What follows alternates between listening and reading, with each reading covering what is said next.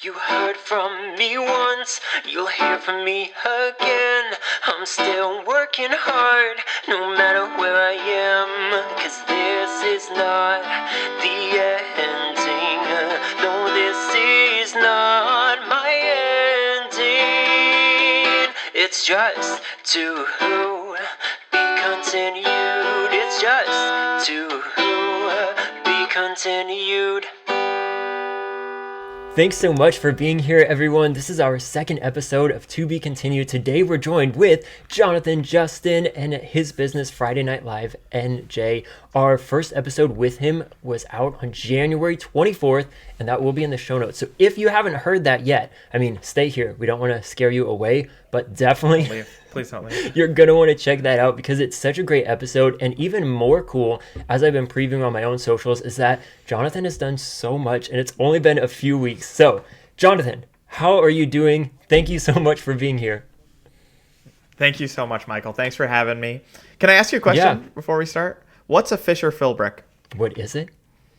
Yeah, what is it? What is that? Where'd you get that name from? Those are actually two family surnames, one on my mom's side and then one on my dad's side. So when I was thinking I wanted to do like a production company sort of thing or creative, something creative, and everything with like such and such production company or, management company was already taken. So I was like, if I want to have like a big brand, let's come up with something original. And then I was like, the surname thing, family names. I love it. Cool. No, I love family names But then people think I am Fisher. So when people apply, they write back, thank you, Fisher. And I'm like, my email says Michael. My sign-up says Michael. Like literally everything says Michael. But I'm like, you know what? I think Fisher is also kind of a cool name. It's actually a sick name, dude. I like it. Fisher. That's pretty awesome. It's pretty rare. It's a great brand name. Thanks. I thought if I did music again, then I would do like Fisher. Well, actually, there is someone named Fisher, and he's got like the verified. He's a big, I think, European Fisher, or something. Okay. What's the last name there? I don't know. It's just Fisher. So I was like, Fisher. Well, I can't just be Fisher because there already is a Fisher.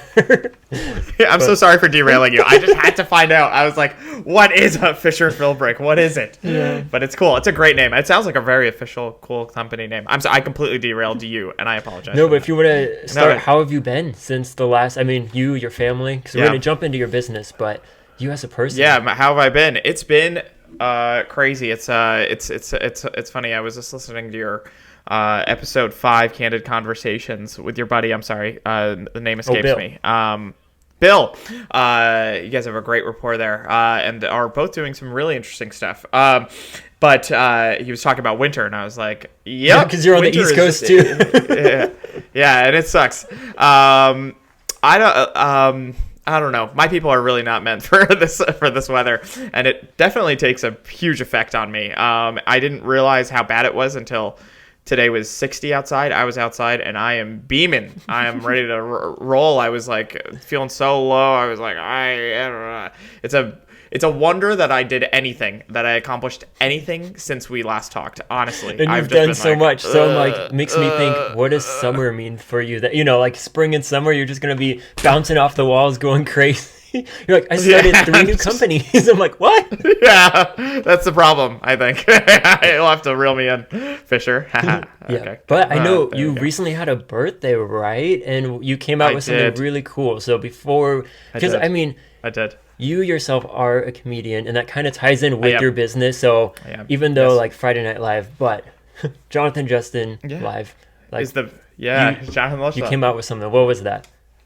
Yeah, I would say that. Yeah, I'm kind of like, Friday night is definitely the business that actually involves money that is, but actually like comedy has is a business as well. I kind of consider my business me now, which is weird, and so it's but I do think that Friday is so incredibly important. I tried leaning into the birthday because there's all this attention to you.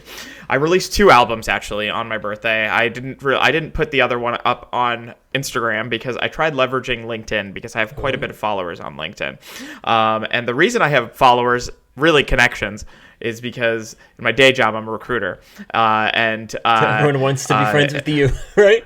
Everybody wants to be friends. Turns out They don't want to buy any albums. I sold 0 albums. I have 5,000 connections. I got like maybe 7 reactions. I thought there was gonna be all this attention, so I dropped an album. It's called Social Media. I work on an album every year, during February album writing month.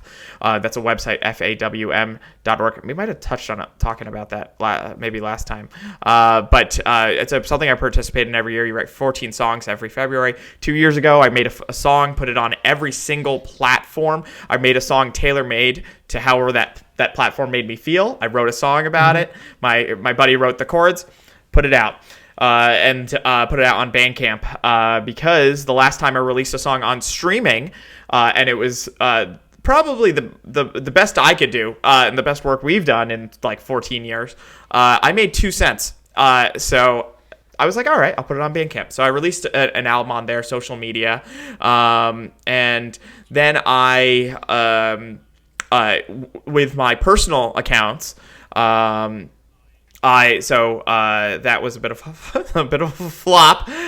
Did this whole post. Oh, look at all these analytics on each site. This is how I was like, all right, look at me. All right, interesting. Nope. And then it's okay. My ebook that I came out with, I was like, this is so cool. I'm headed forward, and one person signed up, and it was the lady who edited it, which, thank you, Kristen. Big supporter, but that's what I'm in kind of the same mode too, of like, I'm getting back into like, let's relook at how we can kind of not relaunch, but like jump back into being like, remember this? It's still there, and it's still a good. Right. It's always there, right? It's always there. These albums, your ebook is free. Yeah, you just give me your email. Dude, why haven't I signed up for that? That's ridiculous. I'm a bad friend. All right, Michael. I will get the ebook after this. I promise. And if you have a LinkedIn press, I could share it on there. Cool. No, I don't know if anybody will care. But your other album, right? Because I listened to that. My other album was shared on your Instagram. Yes, it was. Yeah, because I wanted to lead with that, because the other one I have to split the money with my buddy, so I'm not really pushing that as hard. And I'm not ready for the LinkedIn world. I'm not sure if I'm ready for them yet to know. That's a struggle for me. Is like, when do I combine the aspects of my creative and professional life, right? Like, when do I start leveraging it? When do I start going after like getting corporate gigs and all of that stuff? And like, can I leverage it? I don't know, right? So I was like, they can know I'm a creative. That's about it. But I created an album called Podcasts Are Stupid. I'm so sorry. When I saw it, I was a little like, oh, okay, but it draws you in. So I was like, oh, it's good. But then I was like, I hope mine isn't on there, which mine is not famous at all. So I knew for sure mine wouldn't be in, but... No. But I understand if you would like a if you'd like a parody, I couldn't do it because you're awesome, and I didn't want it. It's not about that. It's about this thing where you had mentioned it, how you have real people on here, and you're saying, and you told me, you said, people are waiting. When am I going to have someone famous on my podcast? People ask you that, you said, and you're like, that's not what it's about. Yeah. Like, it's about having people who it's about having everyday people who are starting businesses. It's about learning about that process, that early stage of entrepreneurship, and then later on, like, you're going to be the one who talked to them. One of these guys is going to hit it big, and you're going to be the person who had that first interview with them, and you had that connection. Right? Me, we'll see. I sold 2 of the Podcasts Are Stupid albums. It's the reason I created it is my frustration with the current state of podcasts, and there's a lot of the top tier, the most popular right now, I think, are just not as fun, and there's something missing that was there, because it really drew me in initially. The Joe Rogan podcast is the reason I became a comedian. And I had to be like, dude, the guy hasn't dropped his special. I've been waiting 4 years for maybe 5 for him to drop. He's been talking about it because I listen to all of them, and he's been talking. I'm gonna drop my special, and then every time I jump on, he's like, you remember what it was like 2 years ago? Everything shut down. I'm like, dude, I don't care, man. Give me the comedy. Are you a comedian? Or like, give me the comedy. And like, a part of me had to be like, you know what, John? You're never gonna meet your heroes. So I was like, let's go after him. You're never gonna be on any of these podcasts. It's fine. You know, I'm my birthday. I feel old. I'm 34, and I feel it. I feel it in my bones. My back hurts a lot. I can't, and you know, and I love these podcasts, and the ones that I know the most are the ones I like. 90% of them I listen to like a lot, and I'm actually huge fans of all those people. I just feel like I don't know. Can they talk to someone else? Can they talk to somebody who's, I don't know, else? Can they have something below like a surface level?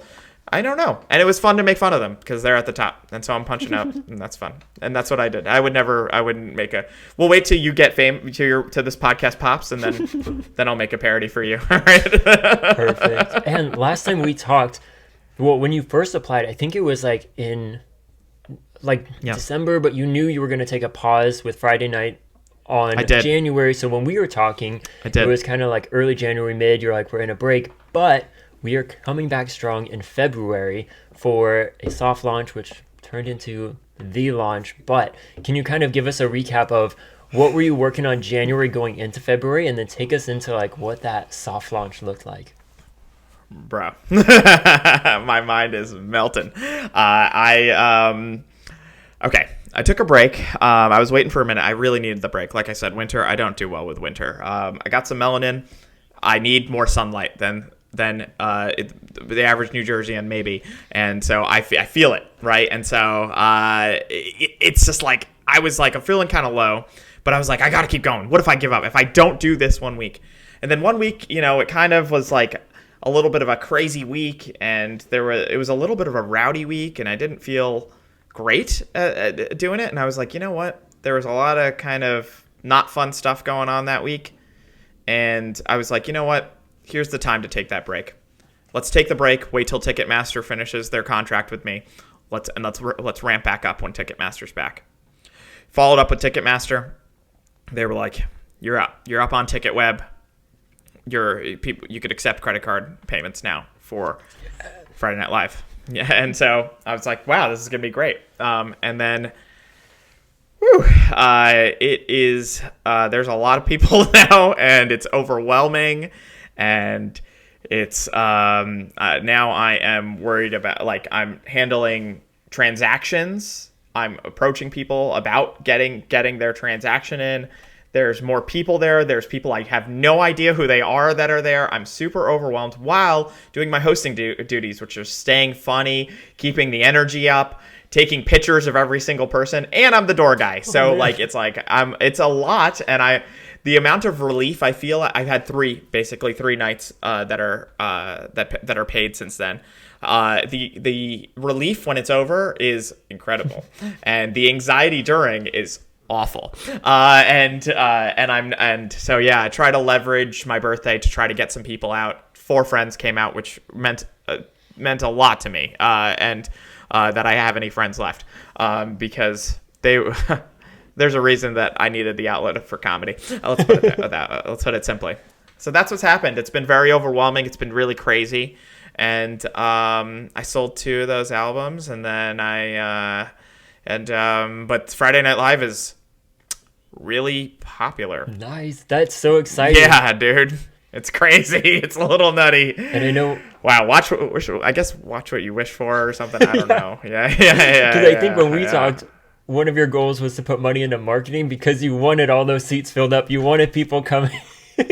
No need. Put out a good product, people will come. So maybe then we raise ticket prices, right?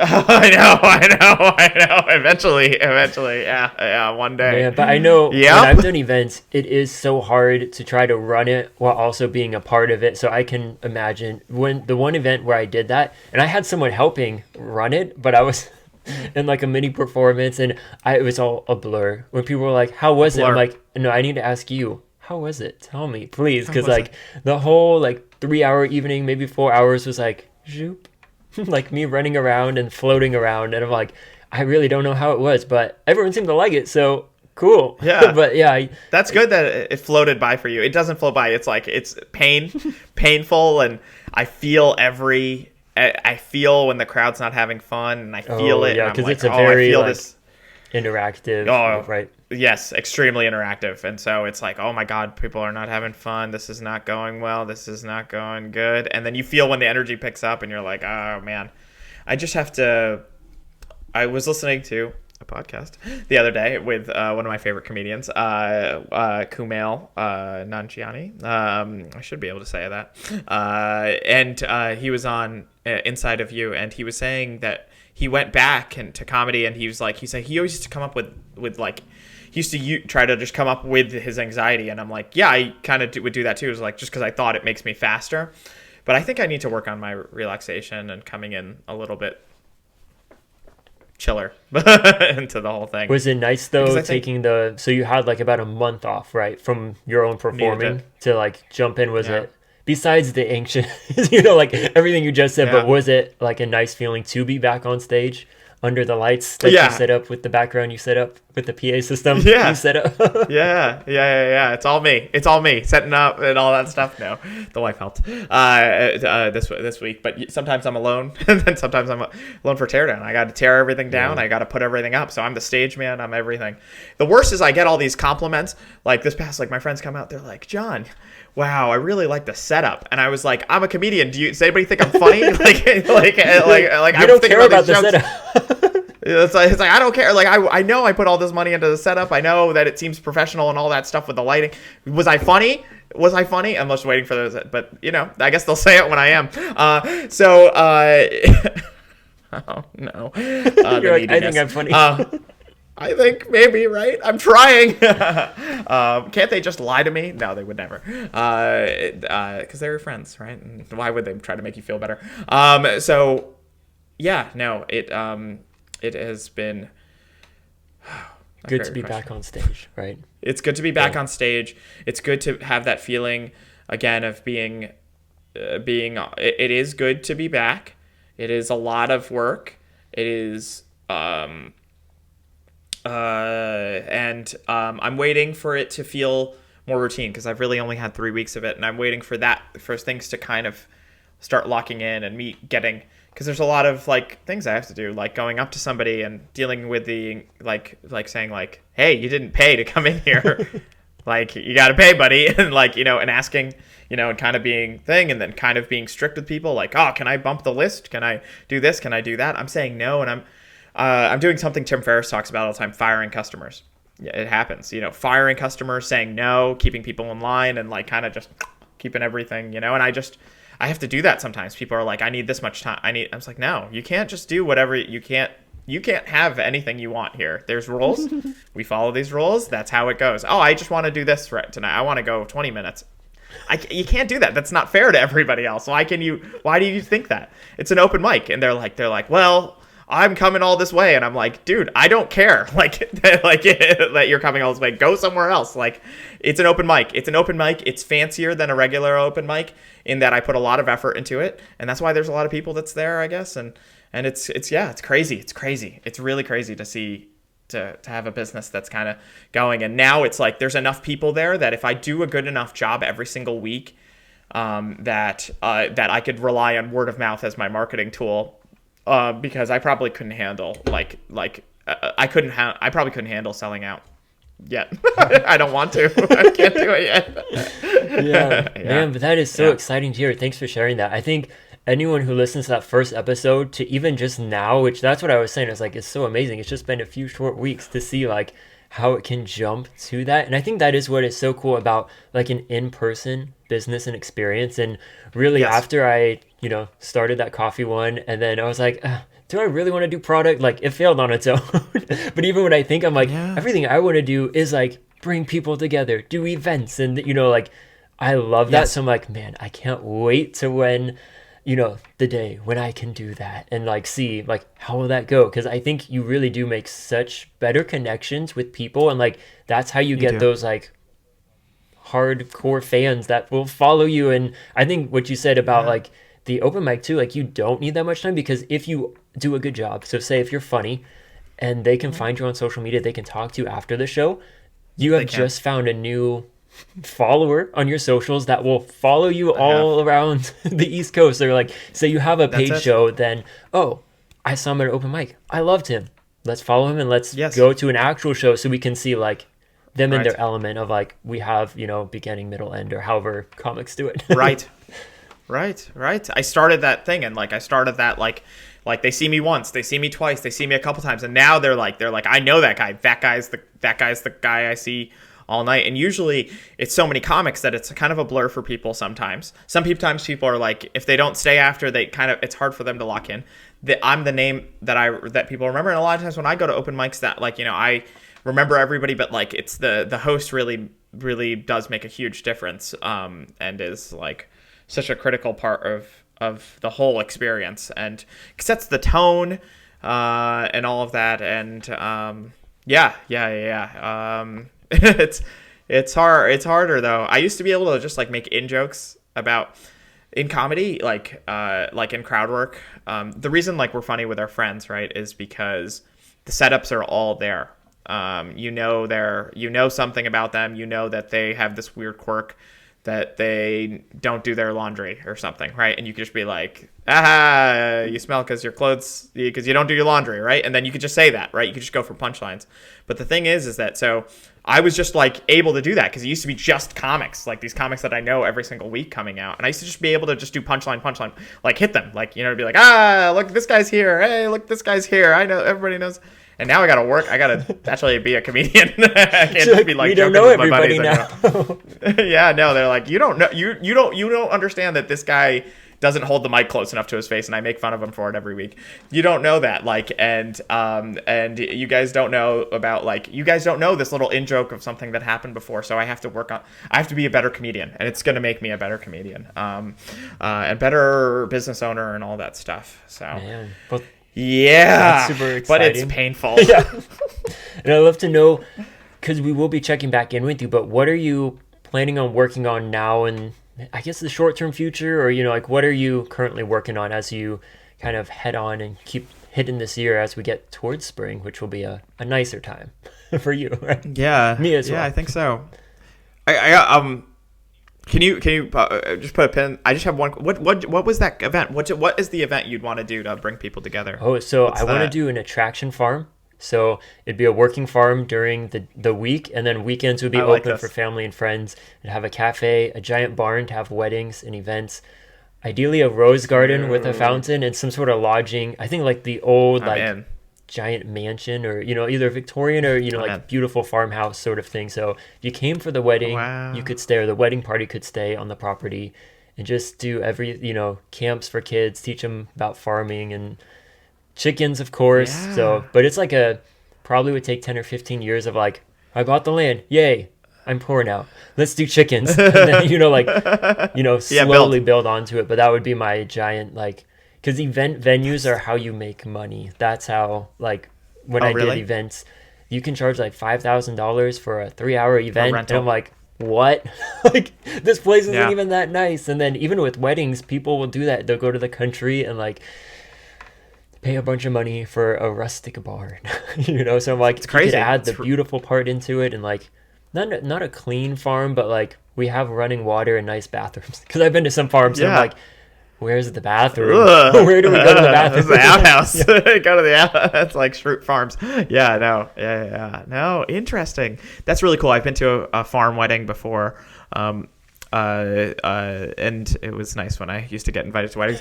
But besides the point, when I had friends, and I take my kids to the farm, like all the time. That's some of the most fun. Like we have. Oh God, it's such a great time. Like going out and like going to events, and I love it. And I think this kind of plays into what I was trying to do with Friday Night, which was.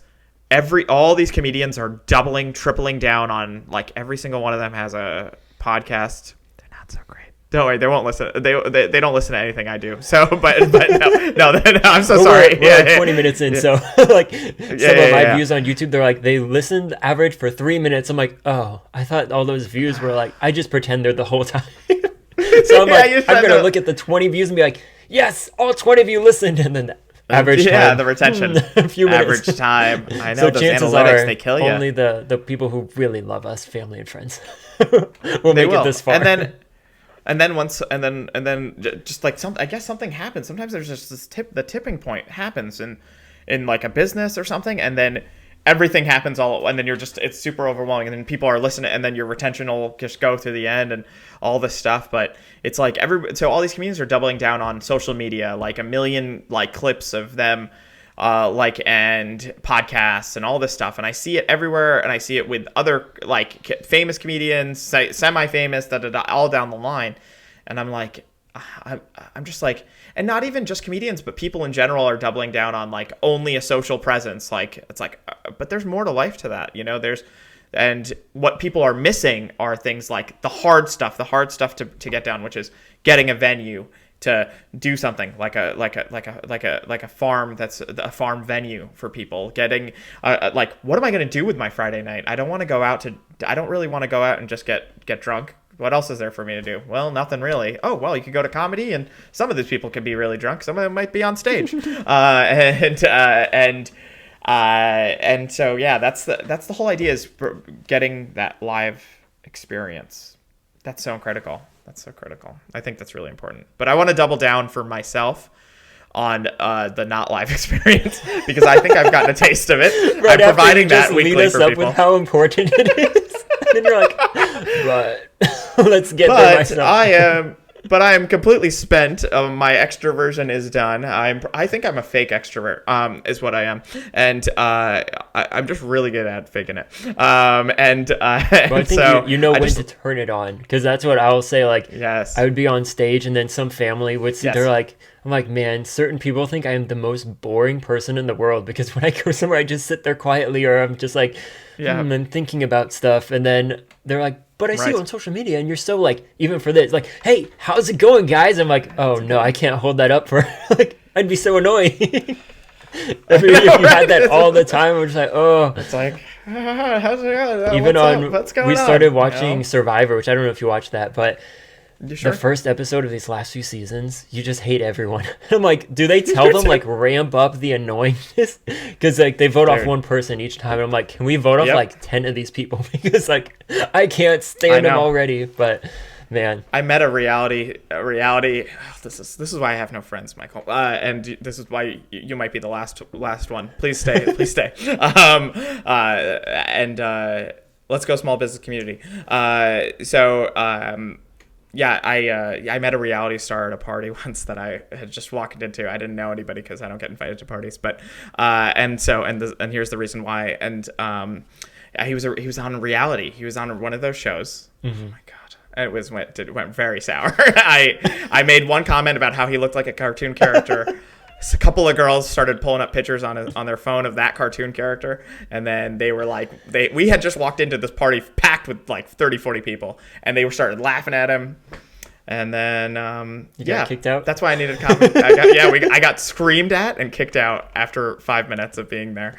But I guess he did look like the cartoon though, right? Oh, he looked just like him, dude. And you know what? His personality though, like, was like, I felt like he was just like, I just felt like I was like, oh man.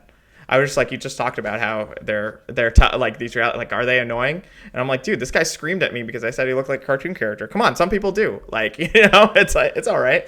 People make fun of me all the time. For the longest time, I'm around comedians. People said I look like James from James and the Giant Peach, and he's like a weird, like the animation style is weird. So I was just like, yes, it is weird, right? Oh, I'm doing a giant. It's a pumpkin or peach, right? It's a peach, James and the Giant As soon as I said it, I was like, how do you fit in a peach? It's all made up, so it doesn't matter. It's all made up. But yeah, and I was just like, okay. Old Disney flag. Yeah. Okay. I know. Or that's what at Starbucks, because I bleach my hair. Like my personal Instagram says sometimes I'm blonde, and I just keep that because people are like, what do you mean? And I'm like, sometimes I am blonde, but clean shaven with blonde hair. People said Machine Gun Kelly at Starbucks. I got that a lot. But then I would tell them like, I have no tattoo. Like, he's covered in tattoos. If people don't know, like, covered in tattoos, and they're like, are you telling the truth? And I'm like, what, you need me to take my clothes off to show? I'm like, let's there's take nothing. my top off, let's go. But yeah, I always thought that was weird. Like, people would stop me, and I'm like, I don't actually think like, I can see here and there, but not enough for people to like, are you so? I'm like, no. Machine Gun Kelly, they're like this. They're kind of the same race. They have blonde hair. He has bleached fake blonde hair. Yeah. Fake blonde hair is Machine Kelly. They just are just like whatever the first thing that comes to mind. What I get a lot is that I used to get when I was younger, which was 3 years ago. I used to get that I look like Jeff Goldblum, and I still get it kind of a little bit now. And then, but the thing is that in the past 2 years, I've been getting that I look like Ray Romano, and I'm like, oh, okay. I was like, I wasn't thrilled with Jeff Goldblum because I don't feel like I'm like him. They're like, you act like him and you are him, and I'm like, all right. And now they're like, you're everybody loves Raymond, and I'm like, that's cool. I mean, and they're like, I don't know how to feel about any of this. I guess just say thank you to everything. Thank you. Yeah, I know. I just let it go. But yeah, that's been the life of oh my god, the outward life of just being a person who's out and about, and just like you're subjected to the world, like, you know, and all the time, like, you know, it's crazy. It's kind of crazy. It's a lot to take in. Yeah, but as we get to the end of this, because I feel like we could go forever, but I'd love to know, what is some encouragement that you can leave us all with? Either it can be for life or geared towards other people's small businesses, but really something that you want to end us with of like, yo. I didn't even answer your question. I just talked about we just talked about lookalikes. What I'm going to double down on is YouTube. That's what I'm going to double down on, because I got 500,000 views on shorts last year combined, and I got zero money for it. So I'm going to double down on long form. I'm going to try. I'm not working on it. I've been thinking about it a lot. Monetization and long form, and kind of like what I wish the content was that was getting put out by folks right now. And then the words of encouragement.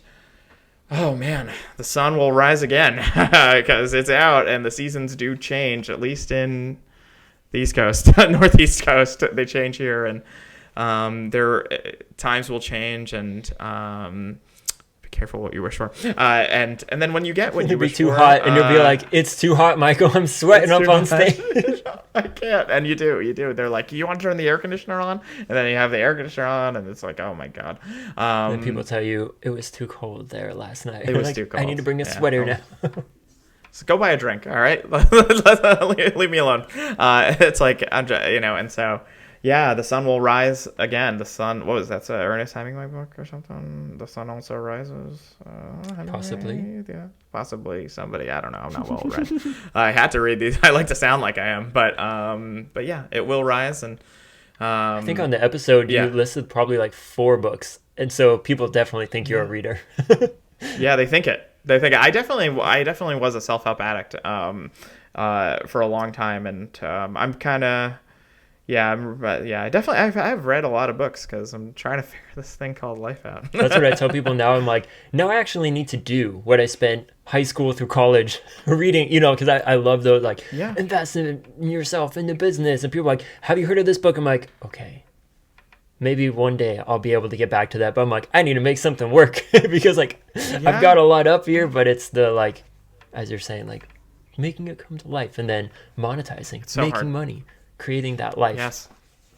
But man, so hard. Well, thank you so much for being here. It's been so much fun, and we'll always have you back on the show. So if you're listening, watching along, go ahead and follow Jonathan on all of his accounts, his YouTube, because as he said, he's going to be jumping on there more, and we'll have everything in the show notes. But thank you so much. It's been such a pleasure having you. Thank you. And to everybody, follow Fisher Philbrick on Instagram. Follow Fisher Philbrick on YouTube, subscribe, like this video, comment, go on, leave a 5-star review on Apple Podcasts. Go, you got to do this stuff. Let's go. And thank you so much for having me, Michael. Thank you. This is not the ending. No, this is not my ending. It's just to be continued. It's just to be continued.